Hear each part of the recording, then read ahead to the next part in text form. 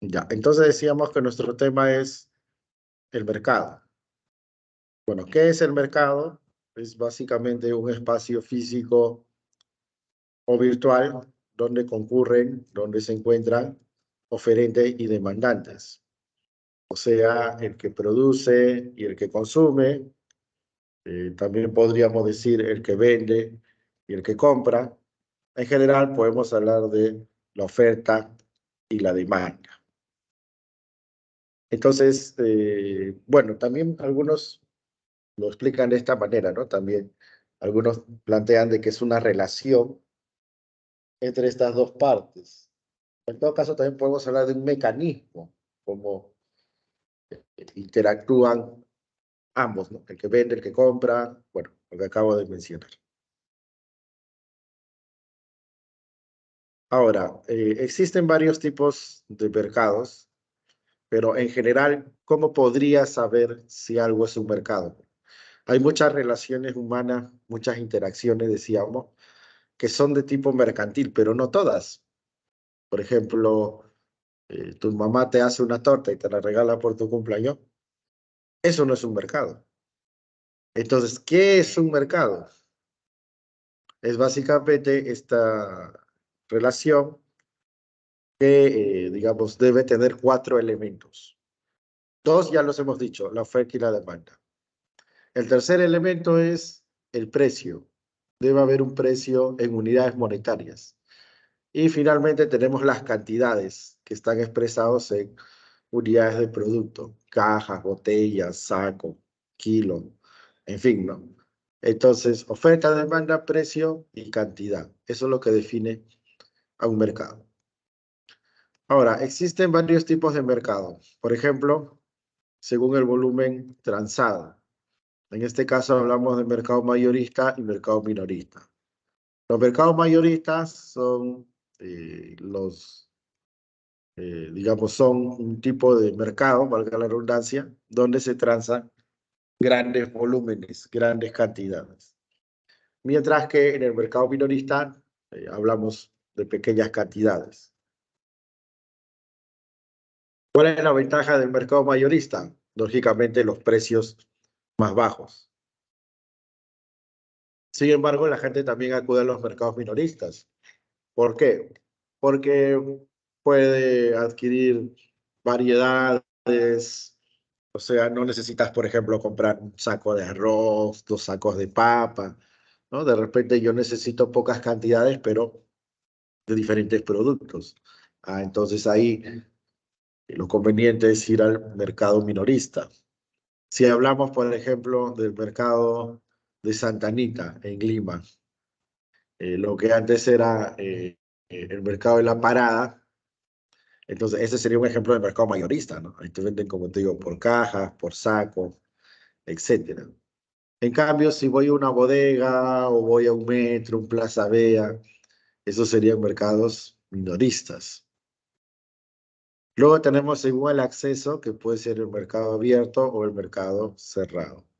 El mercado abierto es el que básicamente no presenta restricciones para la oferta o la demanda. O sea, cualquiera puede comprar, cualquiera puede vender.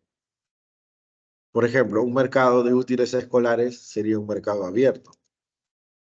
Yo quiero poner mi librería, quiero vender útiles, entonces no hay problema, nadie me restringe. Tengo que cumplir, sí, con los requisitos que piden las autoridades, pero en general nadie me limita a vender útiles. Y lo mismo pasa con la demanda. Tú quieres comprar cuadernos, quieres comprar lapiceros, quieres comprar de repente un cuaderno, 10 cuadernos, 100 cuadernos. No hay problema, no hay restricciones. En cambio, hay casos donde la de oferta y la demanda sí tienen restricciones, tienen ciertas limitaciones. En ese caso hablamos de mercados cerrados, tienen ciertas barreras, ciertas restricciones. Bueno, acá te ponen el ejemplo de la bolsa de valores, pero todavía no hemos visto el sector financiero, así que eso lo vamos a ver después. En todo caso, pongamos otro ejemplo, que es el mercado de insumos químicos, que es el mercado del ácido muriático. El ácido muriático, como ustedes sabrán, sirve básicamente para hacer la limpieza, ¿no es cierto? Para limpiar el baño, fundamentalmente. Entonces, si tú vas a una ferretería y compras una botella, dos botellas de ácido muriático, no hay mucho problema, ¿no? Lo puedes hacer. Pero si tú quieres ir, por ejemplo, a Sodimac y quieres comprar 200 botellas de ácido muriático, lo más probable es que no lo puedas hacer. Pregunta, ¿y por qué no te dejan hacerlo? ¿Alguna idea? A ver, ¿qué dicen ustedes?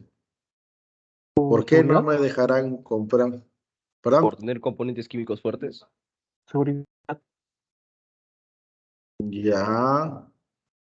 Sí, es correcto, pero hay algo más específico. A ver, el ácido muriático es fundamentalmente ácido clorhídrico. O sea, su componente principal es el ácido clorhídrico. Y el ácido clorhídrico es el insumo fundamental para la pasta básica de cocaína.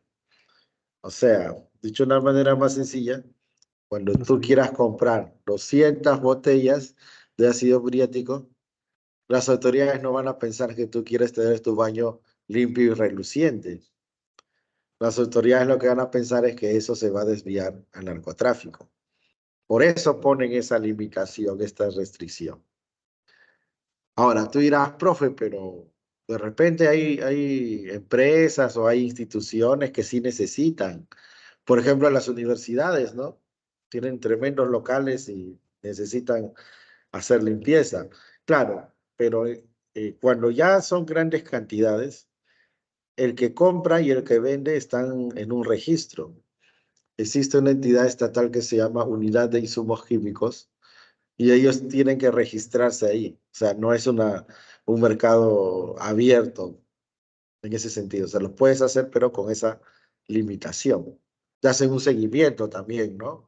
¿Qué has utilizado eso? O sea, cerrado no significa que nadie puede comprar, sino que hay barreras, restricciones, limitaciones. Luego tenemos según el periodo de atención, que sería permanente y temporal.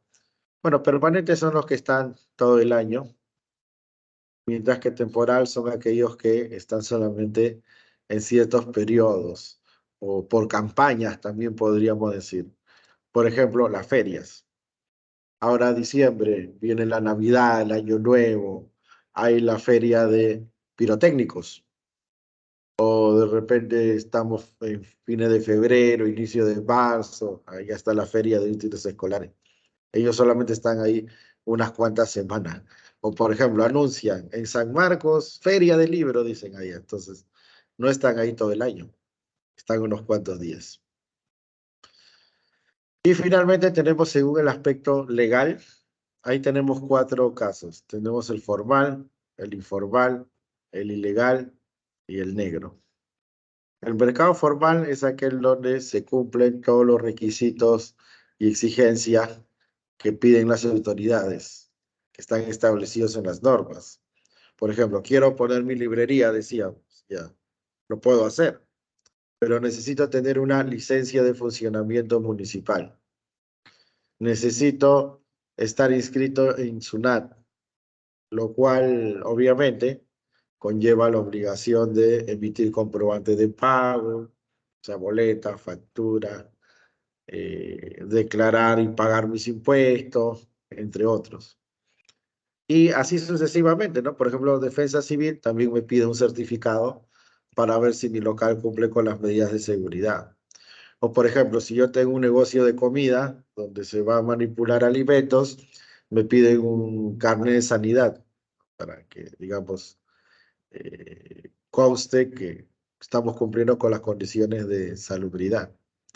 Y así sucesivamente, ¿no? Pero los dos básicos principales son tu licencia municipal y todo lo que tiene que ver con la SUNAT. Entonces, tienes eso, estás operando en un mercado formal. No tienes eso, estás operando en un mercado informal. En el mercado formal, generalmente, las empresas, los vendedores tienen un punto de venta fijo, un local. En cambio, los informales generalmente son ambulantes. Hay algunas excepciones, ¿no? Hay algunos ambulantes que la municipalidad les da un permiso, por ejemplo, los que venden desayunos, ¿no? Los que venden tu pan con tu avena, con tu emoliente, ¿no? Pero en general, mayoritariamente los ambulantes son informales. Sin embargo, en ambos casos, el producto que están ofreciendo, el bien o servicio, es legal. Porque tú puedes comprar cuadernos en una librería que te da boleta, o puedes comprar cuadernos en la calle, ¿no? Por ejemplo, en el centro de Lima hay un montón de ambulantes que venden cuadernos. Sin embargo, comprar y vender cuadernos está permitido o no. ¿Es ilegal vender cuadernos? No, pues. Entonces, repito, sea formal o informal, el producto es legal. En cambio, cuando hablamos de mercado ilegal, ahí sí los productos son prohibidos. Su comercialización está prohibida. Por ejemplo, las drogas, la cocaína, por decir. Yo puedo comprar cocaína de repente en una farmacia y me dan boleta, o lo puedo comprar en la calle, pero eso ya pasa a segundo plano, porque la libre compra y venta de cocaína está prohibida. Solamente se puede vender cocaína a los laboratorios. ¿Por qué? Porque si te has dado cuenta, varias de las medicinas que tomamos tienen un mínimo porcentaje de cocaína. ¿Tú crees que el dolor se te pasa mágicamente porque la medicina es milagrosa? No, o sea, le ponen un mínimo componente para que puedas sobrellevar el dolor hasta que las medicinas propiamente te hagan efecto. Pero un ciudadano común y corriente como nosotros no puede hacer esas compras. Aunque bueno, por ahí me dirás, profe, pero si son 100 gramitos, claro, ya la ley contempla algunos casos, pero en general la comercialización está prohibida, ¿no? Porque si detectan que alguien está vendiendo, entonces lo pueden sancionar, ¿no? Lo pueden, bueno, de hecho que lo van a detener. Entonces todo esto es ilegal. Las drogas, los productos adulterados, falsificados, la piratería, el contrabando, los órganos también, ¿ya? Ahí en el libro hay que hacer una precisión porque, bueno, por error creo que está como mercado negro, pero no. El mercado de los órganos en el Perú es un mercado ilegal, por si acaso. ¿Por qué? Porque en el Perú solamente puedes obtener órganos por donación. Claro, entenderás pues que las familias en su desesperación tienen un familiar pues que está enfermo, entonces recurren a estas personas que venden los órganos, pero en sí es ilegal. ¿Y de dónde sacan esos órganos? Con mucho cuidado, ¿ah? Mucho De cuidado, las sobre todo los personas, caballos. ¿Cómo? de los pepeados. Claro, ¿no? Por eso te digo, mucho cuidado, sobre todo los caballeros que por ahí a veces se dejan, digamos, influenciar por estas señoritas, pues, que se dedican a estas actividades, ¿no? Mucho cuidado. Sí, dime, Sebastián. Profesor, una pregunta. ¿La venta de armas en qué mercado iría? ¿Ilegal o negro? No, no, no. Todo eso es ilegal. Ah, Todo eso ya. es ilegal, ojo, ¿ah? Sino que, claro, nosotros, y a veces también, bueno, ahí por error, ya les dije que lo corrijan, pero nosotros en general, en el habla común, en el habla coloquial, podríamos decir, le llamamos a todo eso mercado negro, ¿no? O sea, la prensa, por ejemplo, has visto, ¿no? Van, por decir, a la Cachina y encuentran ahí armamentos. Entonces dicen, acá estamos en el mercado negro de la Cachina, dicen, pero no, eso se llaman mercados ilegales. Ahora, ¿qué cosa es el mercado negro entonces, profesor? Ya, un mercado negro es donde no se cumple las restricciones que pone el gobierno. Pero a ver, ¿a qué me refiero concretamente? Hay países donde el gobierno fija el precio de los productos, ¿no? O sea, podríamos decir que más que producto ilegal, es precio ilegal.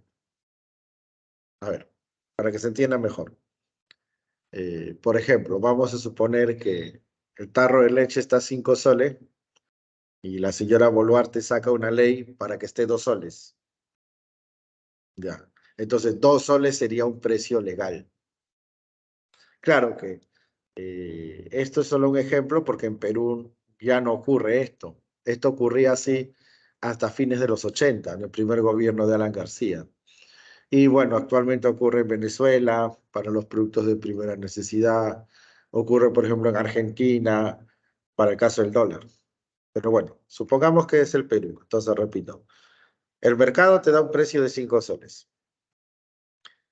El Estado dice, no, va a estar 2 soles. Entonces, aparentemente es algo bueno, porque mágicamente con una ley estás haciendo que los precios bajen. Pero lamentablemente en este caso la solución va a ser peor que la enfermedad. ¿Por qué?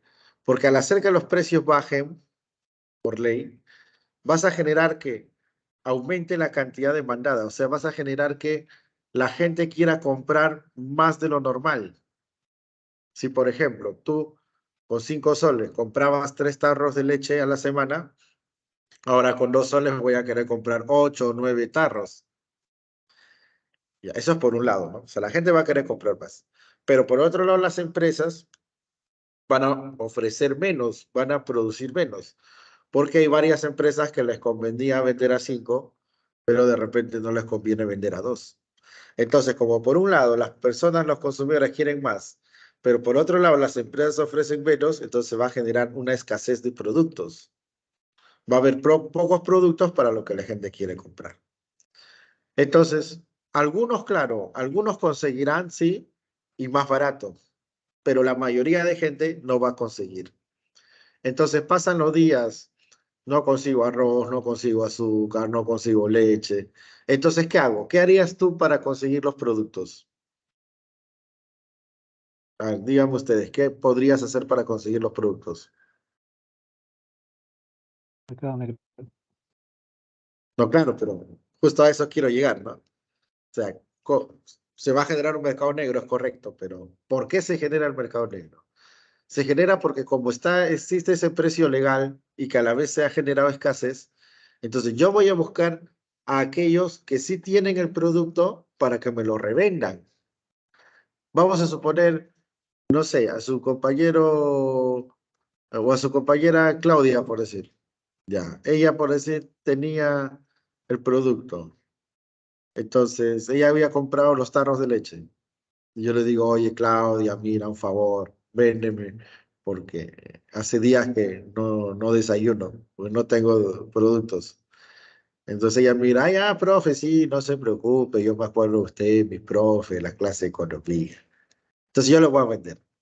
Pregunta, cuando ella me venda, ya, por más buena gente que sea, ¿me va a cobrar los 2 soles que dice el gobierno o me cobrará más?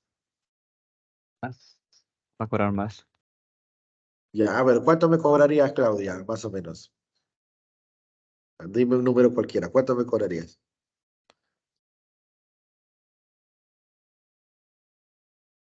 ¿Cuánto lo necesita? Ya, supongamos me dice, profe, yo le cobro 8 soles. Ya, yo sé que estabas pensando 10, ¿ah? Pero ya, vamos a ponerle 8 soles. Entonces ella me dice, profe, 8 soles. Entonces yo diré, bueno, pues, ¿qué me queda, no? Porque si no le pago los 8 soles, no voy a conseguir los productos. Entonces, el gobierno decía 2 soles. Nosotros acordamos 8 soles. Entonces, nosotros estamos transando, estamos intercambiando, estamos haciendo un mercado a un precio que no es legal. Pues te decía, así como el caso anterior era producto ilegal, producto prohibido, este sería precio ilegal. O sea, estamos transando, intercambiando a un precio que no es el legal. El legal era 2 soles. Nosotros estamos haciendo a 8 soles. Entonces, cuando se da eso, se dice que se ha generado un mercado negro. O sea, ¿qué cosa es en resumen el mercado negro? Es cuando no se cumple el precio legal. ¿Se entendió? Por eso es que en el Perú, en estricto, no hay mercados negros. O sea, la gente le dice mercado negro al ilegal. Hasta a nosotros se nos pasa a veces, como te digo, ¿no? Pero realmente el mercado negro es lo que acabo de explicar, ¿no? Cuando el gobierno impone los precios. También puede ser las cantidades, ojo, ¿ah? Por ejemplo, en Argentina, en el mismo Venezuela, están limitadas las cantidades de dólares que tú puedes comprar. Si quieres más dólares, allá, mercado negro, ¿no? Pero generalmente ha ocurrido por motivo de precio. Bien, no sé si hay alguna consulta sobre esto. Ahí está, ya ves, 10 soles me había dicho justo. ¿Alguna consulta? Profesor, ¿y se puede fijar la cantidad de bienes que se tienen que producir? Como te digo, también hay a veces restricciones a las cantidades. Me refiero Generalmente con... es a las cantidades que puedes comprar, no tanto a las que puedes producir, sino a las que se pueden comprar, ¿no? Como Entiendo, te digo, profesor. la del dólar. Gracias. Por ejemplo, un venezolano quiere salir de viaje, entonces necesita dólares. Entonces, él no es como en el Perú, que ya, pues yo me voy a un cambista y compro mis dólares.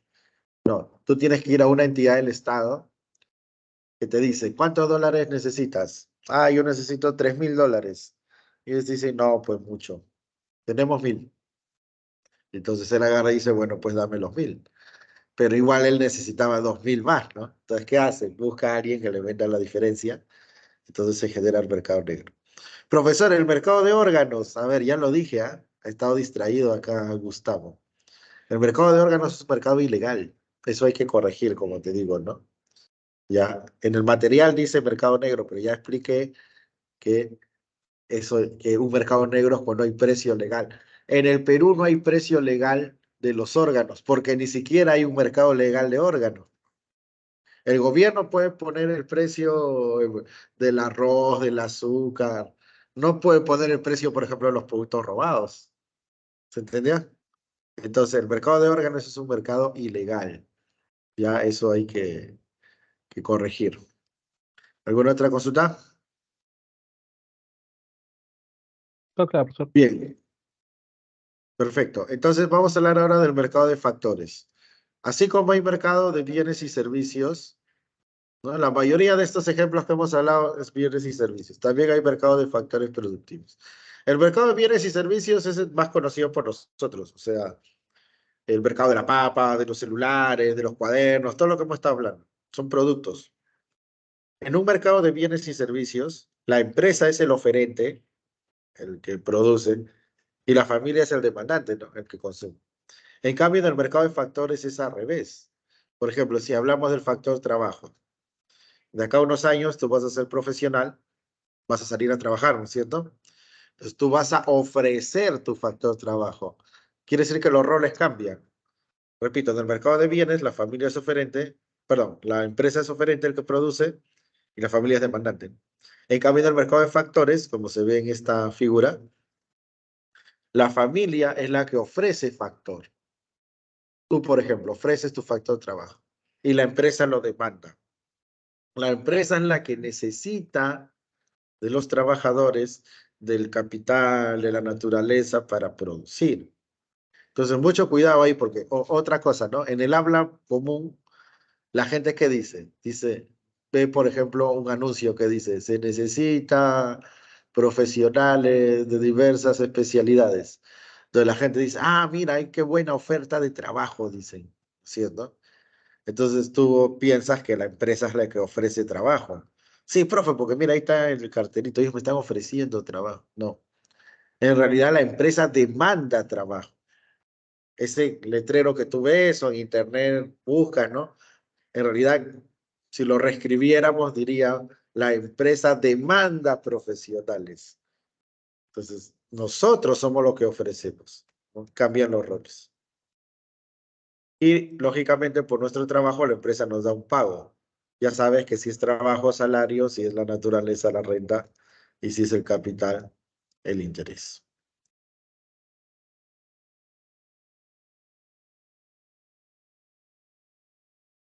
Bien, vamos a hablar finalmente sobre las llamadas fallas de mercado. ¿Por qué el mercado no funciona como pensaríamos, ¿no? ¿Por qué no funciona de forma óptima? Pero bueno, antes de eso, o mejor dicho, dentro de eso, hablaríamos primero sobre la competencia imperfecta. Mira, cuando nosotros hablamos de estructuras de mercado o modelos de mercado, tenemos dos: la competencia perfecta y la competencia imperfecta. La competencia perfecta es un caso ideal, como todo lo que es perfecto, ¿no? Por eso dicen, no hay nada perfecto en la vida. Claro, tampoco existe competencia imperfecta, es el ideal. Pero lo estudiamos como un punto de referencia, porque hay casos que se acercan mucho a la competencia perfecta, perdón, y hay otros casos que de plano se alejan, como es el monopolio y el oligopolio. Ahora, la competencia perfecta tiene una serie de características, pero la principal está en el precio. ¿Cómo se fija el precio? ¿Cómo se establece el precio? En la competencia perfecta se asume que ese precio es el de mercado. De esta interacción de los oferentes y demandantes sale un precio, que es el precio del mercado, y ese precio todas las partes lo aceptan. Las partes son precios aceptantes, se dice en economía. ¿Qué quiere decir esto? En palabras sencillas. Quiere decir que si, por ejemplo, el kilo de papa está a 5 soles, entonces yo voy a comprar a 5 y los que vendan también van a vender a 5. Ahora, esto va de la mano con otra característica. ¿Cuál es? Que en la competencia perfecta hay atomicidad de mercado.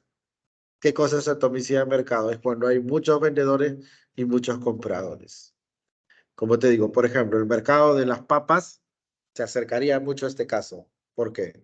Porque yo voy a un mercado grande, voy a un mercado, bueno, lo que era La Parada, por decirlo. O en el mismo Santa Anita, al frente hay un mercado grande, ¿no? Entonces yo voy a un mercado grande donde hay un montón de gente que vende papa, que hay un montón de gente que quiere comprar papa, y digamos que la papa está a 5 soles. Entonces, si yo voy a un puesto, me dice 5. Me voy a otro puesto, me dice 5. Me voy a un tercer puesto y me dice 6. Entonces, ¿le compro o no le compro el que me dice 6? ¿Qué dicen ustedes? ¿Le compraría o no le compraría? No le compraría. No, pues porque ¿qué sentido tiene comprarle si tengo un montón de opciones que está a 5 soles? Ahora, pongamos el caso contrario. Yo sé que todos venden a 5, pero yo quiero pagar 4. Entonces voy al primero, me dice 5, no me venden. ¿No? Yo le digo 4, me dice 5, no me venden. Me voy a otro y tampoco me vende porque él quiere 5, yo le digo 4. Entonces, para que alguien me venda, ¿yo qué tengo que hacer? Preguntar más. Bueno, voy a seguir preguntando, pero todos me van a decir 5. ¿Por qué me van a decir 5? Porque tienen un montón de gente que les puede pagar 5. Alguno lo que Entonces, claro, ¿yo qué voy a hacer al final? Voy a tener que pagar 5. Entonces, por eso se dice que las partes son precios aceptantes. Aceptan el precio del mercado, que son los 5 soles. Claro, en la realidad siempre hay cierto margen de negociación, ¿no? Pero acá estamos hablando, digamos, si se cumpliera la teoría tal cual, entonces todos aceptarían el precio del mercado. En cambio, en la competencia imperfecta ocurre lo contrario. En la competencia imperfecta, una de las partes es la que pone el precio, es la que fija el precio. Por ejemplo, pongamos el caso del monopolio. El monopolio es el caso más extremo de competencia imperfecta. Entonces, el monopolista pone su precio y si tú lo pagas bien y si no, pilla. Por ejemplo, el metropolitano, ¿no? Seguramente alguno de ustedes ha utilizado alguna vez el metropolitano. El metropolitano es un transporte público que va por las vías principales de Lima, ¿no? Va por Alfonso Ugarte, va por la Vía Expresa, va por la Tupac Amaru, ¿no? Entonces, hace años, bueno, ustedes, bueno, a ver, sí, ya habían nacido, pero estaban niños. Hace años, en esas vías podía circular cualquier línea de transporte, ¿no? Claro, son líneas que estaban inscritas, pero en general había un montón de líneas de transporte. Cuando había un montón de líneas, el pasaje costaba un sol. O sea, cuando era más competitivo, cuando se acercaba más a la competencia perfecta, entonces el precio era un sol. Un sol podríamos decir que era el precio del mercado. Cuando entró el metropolitano le puso 2.50 de frente y ahora 3.20, ¿no? Entonces, tú, si quieres viajar ahí, tienes que pagar 3.20, pues. Y si no, piña. ¿Entiendes?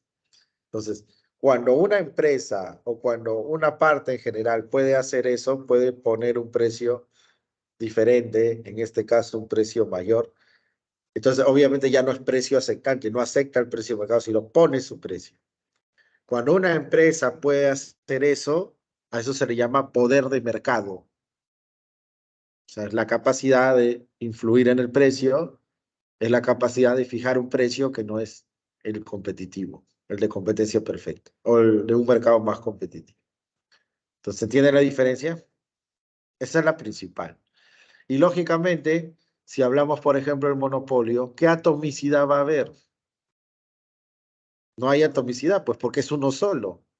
O si hablamos del oligopolio, oligopolio son algunas empresas, monopolio es una empresa, ¿no? Un oferente.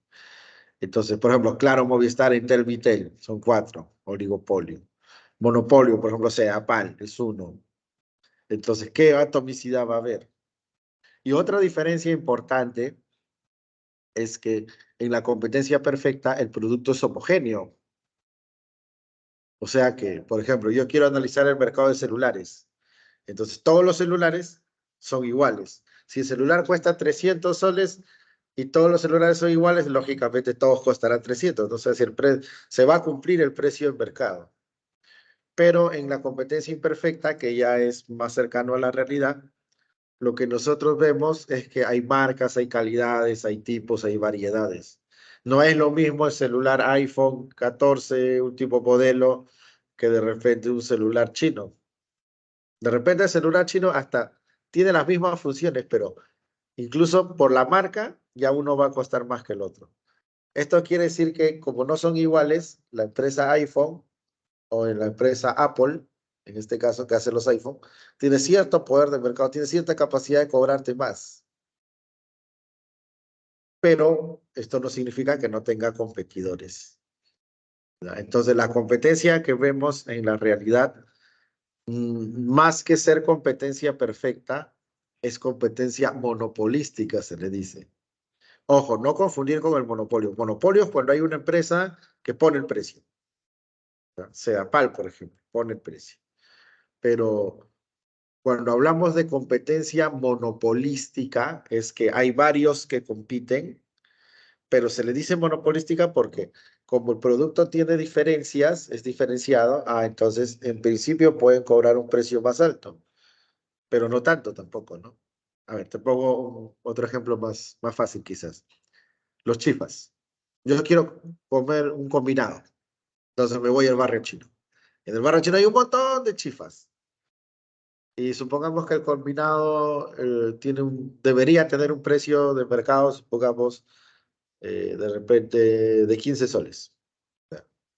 Pero hay chifas que te cobran 18, que te cobran 20 o hasta 25. ¿Por qué? Porque de repente el cocinero tiene mejor sazón o porque sus insumos son, digamos, traídos directamente de China o porque, bueno, es un chifa de repente de una cadena conocida, ¿entiendes? Entonces me pueden cobrar un poco más que el resto, o sea, tienen cierto poder de mercado por la diferenciación, porque se distinguen de los otros. Pero tampoco es que el chifa, por más que sea un chifa exclusivo, si la mayoría cobra 15 y ellos me quieren cobrar 80, entonces no voy a ir ahí, me voy a ir a los otros, ¿entiendes? Por eso compiten, pero teniendo cierto poder de mercado. Entonces, el monopolio, el oligopolio, la competencia monopolística son ejemplos de competencia perfecta. Perdón, son ejemplos de competencia imperfecta, imperfecta. La competencia perfecta como tal no existe, pero ¿qué casos se acercan a la competencia perfecta? Se acercan, por ejemplo, al mercado del dólar, porque el dólar, hay un montón de gente que vende dólares, hay un montón de gente que compra dólares, el tipo de cambio es más o menos el mismo. Antes, claro, los bancos te cobraban un poco más, pero ahora ya tiende a igualarse porque justamente como hay varias opciones, los bancos tampoco quieren perder clientes. Ahora hay casas de cambio virtuales, hay, bueno, los cambistas tradicionales, entonces como que el precio tiende a ser el mismo. Y el dólar que vende un banco es el mismo que vende el cambista y es el mismo que vende la casa de cambio, ¿no? O sea, eso se acerca. O los productos alimenticios básicos, ¿no? Lo que explicamos, la papa, por ejemplo, si un puesto vende papa amarilla y el otro puesto también, o sea, casi no hay diferenciación. En un mercado grande, en un mercado de, por ejemplo, como hemos dicho en Santa Anita, los camiones llegan en la madrugada de las mismas chacras y le reparten a todos. O sea, es un producto, es casi el caso muy cercano a una competencia perfecta, ¿no? Ahora me dicen, profesor, las farmacias son un monopolio. Ya mira, hace unos años tú tenías básicamente dos grupos principales en lo que eran farmacias y boticas de cadena, ¿no? Que era InRetail y Keycorp. InRetail es Incafarma y Keycorp eran todos los demás. O sea, Mi Farma, Botica BTS, etcétera, ¿no? Pero como Incafarma no le podía ganar a los demás, ¿qué hizo? Se los compró. Entonces, eso se llama monopolio de coalición. Hay un dicho que dice, si no puedes con el enemigo, únete, ¿no? Acá es, si no puedes con el enemigo, cómpralo. Si tú compras a otra empresa, te los vas tragando, como decir, y te quedas tú solo, ahí también se forma un monopolio de coalición. O bueno, en este caso concreto es lo que también se llama el trust, o se escribe trust, ¿no? Pero es el trust. Eso está prohibido, pero lamentablemente en el Perú recién ha salido hace relativamente poco una ley que lo limite. O sea que antes lo han hecho varias veces, ¿no? El mismo Bacus también pasó lo mismo, ¿no? Antes la cerveza eran cada uno una empresa independiente. La Pilsen se llamaba Compañía Nacional del Centro, la Cusqueña Arequipeña era la Cervecería del Sur, pero Bacus lo fue comprando y se quedó solo. Entonces, todas esas prácticas, y bueno, todo en general, esos casos donde no te acercas a la competencia perfecta, sino más bien te alejas, está dentro de las fallas de mercado. Ese es un caso. Ahora, otro caso es el de las externalidades, aunque bueno, antes hay una pregunta, dice, profesor, ¿es legal el monopolio? Sí. Si no fuera legal, no podría haber Sedapal, no podría haber Enel, no podría haber Luz del Sur, no podría haber el gas natural de Cálida, ¿no? O sea, es legal. Lo que está prohibido son dos cosas. Uno es esto último acabo de explicar, que las empresas, que una compre a otra, pero solo con la finalidad de eliminar la empresa, la competencia. A ver, bueno, acá me ha reformulado la pregunta. Me dice, me refería a la compra de empresa. Ya, lo explico rápidamente. Comprar empresas en el Perú no está prohibido. Fusionar empresas en el Perú no está prohibido. Lo que está prohibido es hacer eso con la finalidad de eliminar la competencia. Acá en los casos que te dije, ¿no? ¿Por qué Incafarma se compró a Mi Farma? ¿Y por qué se compró a todo lo demás? Porque no quería competidores. ¿Por qué Baku se compró a Pilsen, a la Arequipeña? Porque no quería tener competencia. Eso está prohibido. O sea, el hecho de comprar no está prohibido, pero el hecho de que esa compra conlleve a que no haya competencia, eso sí. Y el otro caso que está prohibido es el del cártel. El cártel es cuando puede haber algunas empresas como un oligopolio que deberían competir, ¿no? Por ejemplo, Claro, Movistar, Entel, Vitel, es un oligopolio, ellos compiten. Pero ponte que el gerente de Claro agarre y diga, mira, ¿sabes qué? Le dice al de Movistar, al de Entel, al de Vitel. Ponte que les dice, mira, ¿sabes qué? En vez de competir entre nosotros, ¿por qué no nos ponemos de acuerdo en los precios? ¿Por qué en vez de competir y bajar los precios, por qué no subimos los precios? ¿Por qué en vez de estar compitiendo que si yo traigo un celular mejor que el tuyo, por qué no vendemos lo mismo y por qué no cobramos lo mismo y lógicamente un precio alto? Eso se llama cártel, cuando se ponen de acuerdo en los precios o en las cantidades. Una cosa lleva a la otra, ¿no? Si yo quiero precios más altos, tengo que ofrecer cantidades menores. Entonces, eso también está prohibido. Y tú dirás, profe, ¿y por qué prohíben eso si son decisiones de privados? Ya, pues yo tengo mi empresa y pongo el precio que quiero y ya la gente verá si lo compra, ¿no? Es que ahí hay un grave error, porque muchos piensan que privado es como decir que pueden hacer lo que se les da la gana, y no es así. El Perú es una economía de mercado, social de mercado, dice la Constitución, en la cual la regla es promover la competencia. Hay excepciones, hay casos donde es preferible que haya monopolios, como por ejemplo el llamado monopolio natural. pero en general la regla es promover la competencia. Entonces, cuando las empresas toman acuerdos para cobrar el mismo precio y que son precios altos, entonces están matando la competencia. Claro, Movistar, Entel, Vitel son 4, ya hay poca competencia, pero siquiera hay algo de competencia. Si ellos se ponen de acuerdo, es como, o sea, en teoría son 4 independientes, pero la realidad es como que fueron uno solo. Entonces, eso sí se prohíbe, ¿no? Y en general, para contrarrestar todos estos casos que acabamos de mencionar, existe la regulación, ¿no? Ante una falla de mercado, el Estado lo que hace no es suplantar al mercado, lo que hace es buscar cómo corregir esos fallos. Entonces, cuando hay monopolio y oligopolio, cuando hay concentración, cuando hay concertación, cuando hay abuso de posición de dominio, que es lo que, eso también está prohibido, o sea, cuando la empresa, por ejemplo, empieza a dar un mal servicio porque sabe que no tiene competidores, ya, para eso hay regulación, o sea, entra el Estado. Otro caso de falla de mercado son las externalidades, cuando la actividad económica de una empresa genera consecuencias en terceros. Consecuencias que pueden ser positivas o negativas, pero lógicamente el caso que más nos preocupa es cuando son negativas. Ejemplo típico, la minería. La minería es una actividad importante, bueno, porque se exporta, genera divisas para el Perú, puestos de trabajo, ya, perfecto, todo bacán. Pero hay un problema, que cuando la minera contamina, afecta a las comunidades. Cuando la minera contamina el agua, los agricultores de las comunidades ya no pueden regar sus cultivos. Cuando el aire está contaminado, los niños se enferman y todo eso genera costos. Costos que en principio las empresas antes no querían asumir porque decían, bueno, yo hago mi actividad y yo no tengo nada que ver con ellos. Pero, bueno, la teoría económica fue estudiando estos casos y planteó que no, porque son costos que generan, pero que ellos no asumen, que se les trasladan a los terceros.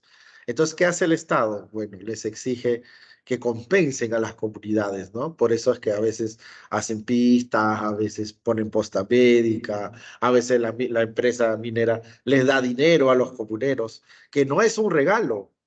Hay gente que dice, no, esos quieren vivir de las empresas, no, no es un regalo, es una retribución a un perjuicio por una actividad que ellos no han generado.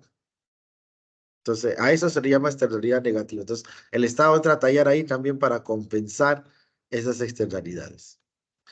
Luego tenemos los problemas de información asimétrica. ¿Qué quiere decir? Que una parte tiene más información que la otra y esa parte saca provecho, pues.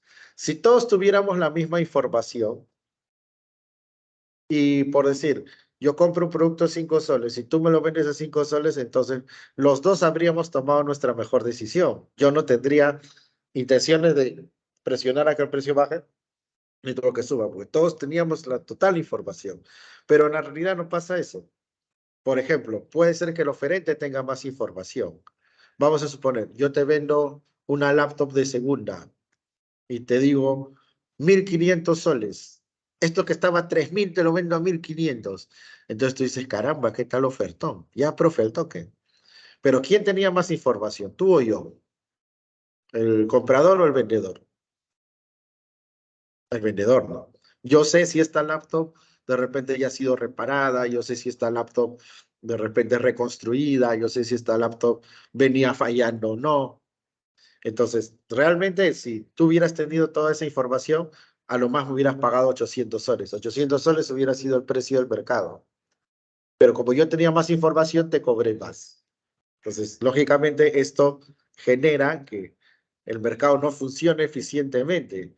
Por eso es que el Estado, a través de Indecopi, le exige a las empresas brindar la mayor cantidad de información posible para que los consumidores puedan tomar una buena decisión y el mercado funcione. Y finalmente vamos a hablar de, bueno, creo que no lo he puesto acá, pero vamos a hablar de los bienes públicos. Un bien público es un bien que cumple dos condiciones, no rivalidad y no exclusión. Ojo, bien público no necesariamente es igual a estatal y a gratuito. Hay casos donde sí, ¿no? Por ejemplo, San Marcos es una universidad pública, estatal y gratuita, pero no siempre. Por ejemplo, cuando hablamos del sistema de alumbrado público, los postes, ¿no? Los postes de luz. Este es un sistema de alumbrado público. ¿Por qué se le dice público? ¿Porque sea gratuito? No. En el recibo de luz tú pagas por el alumbrado público. ¿Porque sea estatal? No, porque las empresas de luz son privadas. Entonces, ¿por qué se dice público? Es porque es no rival y no excluyente. ¿Qué significa no rival? Significa que si yo uso el sistema de alumbrado público, tú también lo puedes usar. A diferencia, por ejemplo, de un celular. Si yo estoy usando mi celular, entonces obviamente tú no lo puedes usar. Si yo te lo presto, entonces tú lo usas y yo lo dejo de usar. Lo usa uno o lo usa otro. El alumbrado público no. Yo me paro en un poste a leer y tú también. Y decimos que no es no excluyente porque tú lo puedes usar y yo lo puedo usar, hayas pagado o no hayas pagado. Ponte que en tu casa no pagaron el recibo de luz. Entonces, uno pensaría, ay, entonces no puedo usarlo. Pero en realidad tú vienes y te paras a mi costado y puedes usar el alumbrado. No es que cuando tú camines por la calle los postes se van a apagar porque no has pagado la luz. Entonces, estas dos cosas, y sobre todo esto último, conlleva al llamado problema del free rider, o sea, al problema del consumidor parásito. ¿Cuál es el consumidor parásito? Es aquel que va a usar los bienes y los servicios, pero no ha aportado a ellos.